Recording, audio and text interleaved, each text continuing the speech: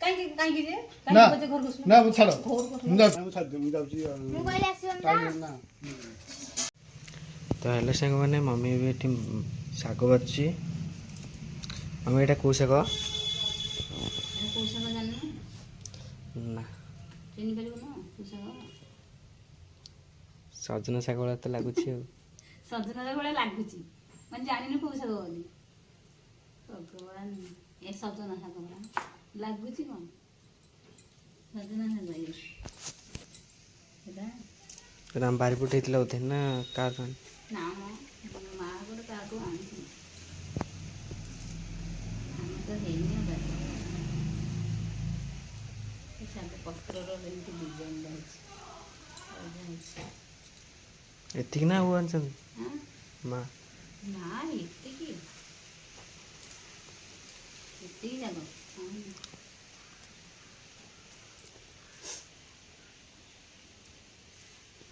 ଦେଖନ୍ତୁ ଆୟୁଷର school time ମାନେ late ହେଇଗଲାଣି ବୋଲି କେତେ ତରବରରେ ଖାଉଛି ଆଉ ପୁରା ରାଗିଗଲାଣି। ରାଗିଲେ ଟିକେ ଲେଟ୍ ହେଇଗଲା ଖାଇବା ବୋଲି ମଟର ତରକାରୀ କିଣିକି ଆଣିଥିଲା ଆଉ ଭାତ ରନ୍ଧା ହେଇଥିଲା ସଜ ଭାତ କରିକି ଖାଉଛି। ଭାତ ଟିକେ ବସିଥିଲା ରୋଷେଇ ସରିଲେ ତ ଖାଇବାକୁ ଦେବି ନା ନାହିଁ। ଭାତ ଟିକେ ଲେଟ୍ରେ ହେଲା ବୋଲି କେମିତି ଖାଉଛନ୍ତି ଆଉ ଅନଉନି ଆଉ ଆଡ଼ିକି ଓଇ ଆୟୁଷ ଆୟୁଷ ସେ ଆଉ ଅନେଇବାର ନାହିଁ। ଅନେଇବୁନି ହାଁ କେହି ଆସିବାକୁ ନାହାନ୍ତି ସାଙ୍ଗମାନେ ହଉ ଖାଇଦେ। ଆୟୁଷ ଦେଖନ୍ତୁ ସ୍କୁଲ ବାହାରି ପଡ଼ିକି ଛିଡ଼ା ହେଇଛନ୍ତି ସାଙ୍ଗମାନଙ୍କୁ ଅପେକ୍ଷା କରିକି ଏତେ ଜୋରେ ତରବର ହେଉଥିଲେ ଯିବେ ବୋଲି ଖାଇକିରି ସାଙ୍ଗମାନେ ଆସିନାହାନ୍ତି। ସାଙ୍ଗମାନେ ଆସିଗଲେ ଯିବେ ସାଙ୍ଗ ହେଇକି ଆଉ ତାଙ୍କ ସାଙ୍ଗ 2 ଜଣ ଆସିଗଲେ ଆଉ ଆୟୁଷ ଯିବେ ସାଙ୍ଗ ହେଇକିରି। ତମର କାହିଁ ଏତେ ଲେଟ୍ ହେଲା? ଆୟୁଷ କ'ଣ କରୁଛୁ ଟି? ଦେଖୁନ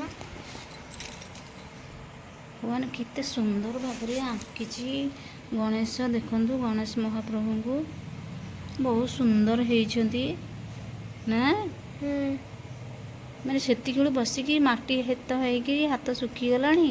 ମୁଁ କହୁଛି ଆଉ ଆୟୁଷ କ'ଣ କରୁଛି ବସିକି ସେଠି ମାଟି ଚକଟୁଛୁ ମୁଁ ଜାଣିଛି ନା ମୁଁ ସେଠି ଶୋଇଥିଲି ମୁଁ ଜାଣିନି ମାନେ ଗଣେଶ ତିଆରି କରୁଛୁ ବୋଲି ହେଲା।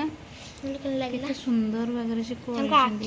ଆଖି ପଛରେ ହବ ଆଖି ପଛରେ କରାହବ ନା ଦେଖନ୍ତୁ କେତେ ସୁନ୍ଦର ଭାବରେ କରିଛି। ଦେଖନ୍ତୁ ମୁଁ ଆଉ ଥରେ ବି ଦେଖେଇଥିଲି ଆପଣମାନଙ୍କୁ ଭିଡ଼ିଓ ଆୟୁଷ ତିଆରି କରୁଥିଲେ ଗଣେଶ ଯେତେବେଳେ ମୁଁ ସେତେବେଳେ ଭିଡ଼ିଓ ବି ଆପଣମାନଙ୍କୁ ବି ଏଥିରେ ସେୟାର ହେଇଛି ଭିଡ଼ିଓ ଦେଖିଛନ୍ତି ନା ଛାଡ଼ି ନଥିଲି ଭିଡ଼ିଓ।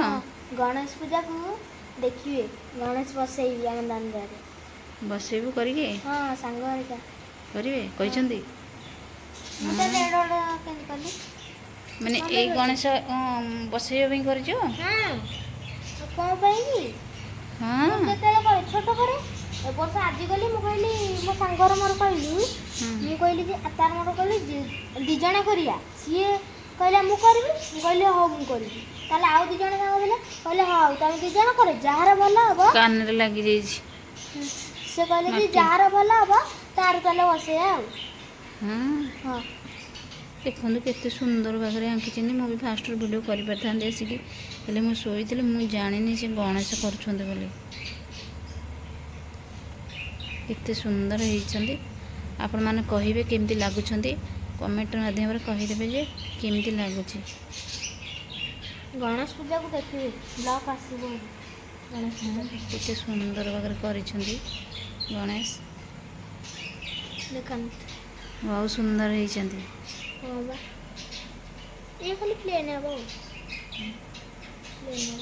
ଏଇନା ଆଉ କ'ଣ କରିବ ଆଉ ଆରେ ସଇଲେ ଆଉ ସରିଲେ ପଛରେ ଆଉ କେତେଦିନ ଗଲେ ବର୍ଷା ପକେଇଲାଣି ଆଉ କେତେଦିନ ଗଲେ ଇଏ ଶୁଖିଗଲେ ଆଦେହରେ ଚୂନ ତାକୁ ମରା ହବ ଚୂନ ମରା ହେଇକି ପୁରା ଧଳା ହବ ଧଳା ହେଇସାରିଲା ପରେ ଆଉ ଗୋଟେ ଗଢ଼ିଲା ବେଳେ ମୋତେ ନୁହଁ କାଲି କହିବ ମୁଁ ହେଲା ଗଣେଶ କରିବି ମାନେ ଭିଡ଼ିଓ କରିବି ଆଉ ତ ଟାଇମ୍ ନାହିଁ ମାନେ ଛୋଟଟେ ହଉ କାଲି ତ ସ୍କୁଲ ଖୋଲିବ ନା କାଲି ତ ଆଉ ସ୍କୁଲରୁ ଆସିକି ଗୋଟେ ଛୋଟଟେ ଗଢ଼ିବ ମୁଁ ଭିଡ଼ିଓ କରିବି ହେଲା। ନହେଲେ ହଁ ସମସ୍ତେ ଭାବିବେ ମିଛ କଥା ନା ହୁଁ ମୁଁ କରିନଥିଲି ହଁ ବାବା କୁଆଡ଼େ ଯାଉଛ?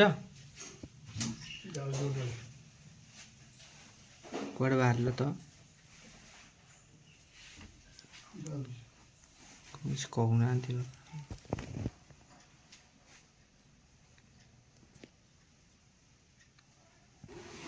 ବ୍ୟାଗରେ କ'ଣ ଭର୍ତ୍ତି କଲଣି? ସତା କଥା ମୁଁ ଯାଉଛି କୁଆଡ଼େ କୁଆଡ଼େ ଯାଉଛୁ? କୁଆଡ଼େ ଯାଉଛି କୁଆଡ଼େ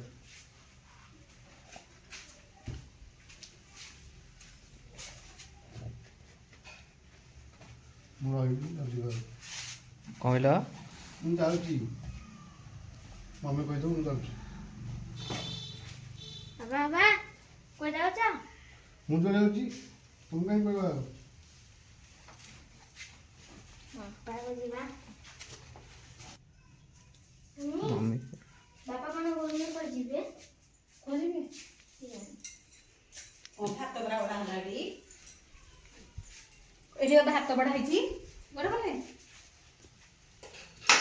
ଭାତ ଏଠି ବଡ଼ା ହେଇଛି। କୁଆଡ଼େ ଯାଉଛ ଯେ ଖାଇକି ଯାଉନ? ଯୁଆଡ଼େ ଯାଉଛ କୁଆଡ଼େ କ'ଣ ସଦା ସଦା ଚାଲିଲାଣି? ମୁଁ ତ ଯାଉଛି, କୁଆଡ଼େ ଯାଉଛ? ମୁଁ ପଡ଼ିଛି ଖାଇକି ଯାଉନ? ନା ମୁଁ ଖାଇବି। ଭାତ ବଡ଼ା ହେଲାଣି। ଟ୍ରେନ୍ ଦୁଇଟା ଟାଇମ୍ ଟାଇମ୍ ଦୁଇଟାରେ ପହଞ୍ଚି ହେଲାଣି। ଯାଉଛି ଖାଇକିରି ଯାଉନ? ଭାତ ବଡ଼ା ହେଇଛି। ଭାତ ବଢ଼ା ହେଇଛି। ଦେଖୁନ ଭାତ ବଡ଼ା ହେଇଛି। ଗୋଟେ ଲୋକ ମାନେ କ'ଣ କିଛି ନଥିଲା, ଭାତ ବଡ଼ା ହେଲା। ତମେ ଖାଅ, ମୋତେ ଟିକେ ଛାଡ଼ିଦିଅ ଅଟୋ ଷ୍ଟାଣ୍ଡ। ମୋତେ ଅଟୋ ଷ୍ଟାଣ୍ଡ ଛାଡ଼ିଦିଅ। ଆରେ ଖାଇକି ଯାଉନ? ନା ଖାଉନ ଆସିକିରି ଏଠି। ବାବା ଆସ। ନା ମୁଁ ଛାଡ଼ିଦିଅ, ମୁଁ ଯାଉଛି। ମୁଁ କହିଲି ଆସିବନି ତ? ନା ଯାଉଛି, ତୁ ଯା ଖାଇବା କରିବୁ ଯା, ମୁଁ ଯାଉଛି। ଆସ ଆସ ନାଇଁ ଅଟୋ ଆସ। ନା ନାଇଁ ମମି କୁଆଡ଼େ ଗଲା? ମମି ମୁଁ କାନ୍ଦୁଛି କ'ଣ ଏଠି? ବାବାଙ୍କୁ ଡାକି ଆସିବି। ବାବା ଆସିଲେ ଦେଖିବନି ମମି କାନ୍ଦୁଛି କେଉଁଠି ବସିକି? ଖଟ ଘରେ। ଆଇସ୍ ଡାକିଲେ ବୋଲି ମୁଁ ଆସିଲି, ସେ ଦେଖିବ। ନହେଲେ ଆସିଲି। କାହିଁ ଯାଉଛ? ହଁ